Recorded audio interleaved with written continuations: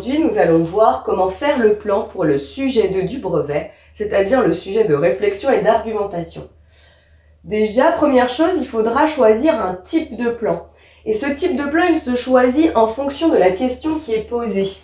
On pourra donc avoir ce qu'on appelle un plan thématique, qui va développer des idées en fonction du thème, comme ici, quels sont les dangers de la télévision. On voit bien que ma question m'amène à développer essentiellement les dangers.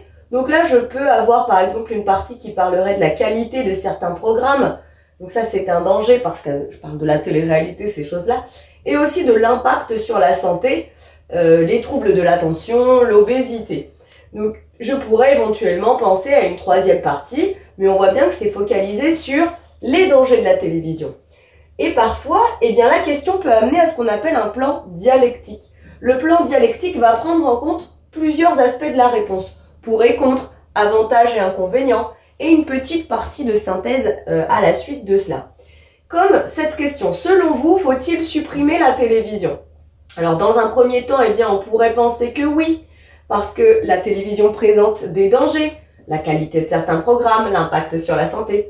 Cependant, elle présente aussi des avantages, comme les programmes culturels qui sont proposés, on donnerait des exemples, des divertissements, les films oscarisés par exemple.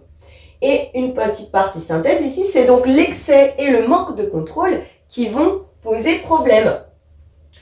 Je n'oublie surtout pas, quand je rédige, parce que première chose, je vais travailler essentiellement au brouillon, mais là je parle de la rédaction, quand je rédige, je fais des paragraphes. Et les paragraphes sont constitués d'une idée principale, et dans cette idée principale, donc un paragraphe, en fait, il y a au moins 2 arguments par grande partie, et chaque argument est illustré par 1 ou 2 exemples.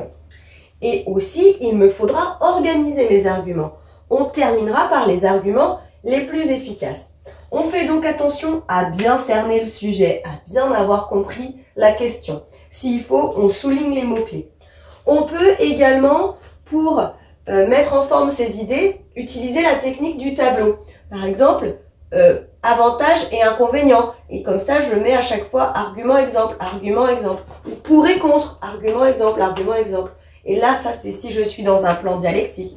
Si je suis dans un plan thématique, je peux mettre idée 1, idée 2, idée 3, argument, exemple, et comme ça, je mets ça dans un tableau.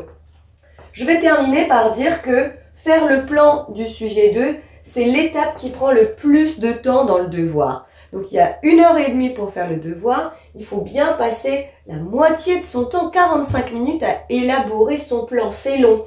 Et surtout, eh bien, on travaille au brouillon, on passe du temps sur son brouillon, à noter ses idées, à les organiser, à être sûr qu'on a bien les arguments, les exemples, et après, voilà, essayer de bien combiner. Une fois que j'ai mon plan, c'est-à-dire c'est pas rédigé, j'ai juste les idées ou juste mon tableau qui est bien construit, eh bien, seulement à ce moment-là, je me mets à rédiger l'introduction, le développement et la conclusion.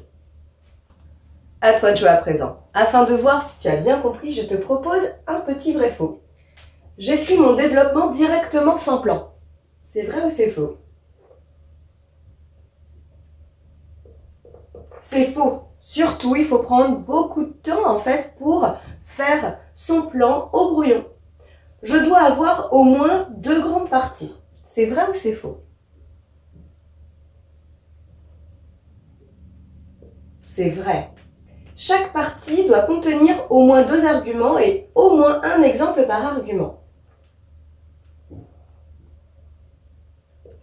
C'est vrai, et je ne fais pas de paragraphe. C'est faux. J'espère que c'est un peu plus clair pour toi maintenant. À bientôt.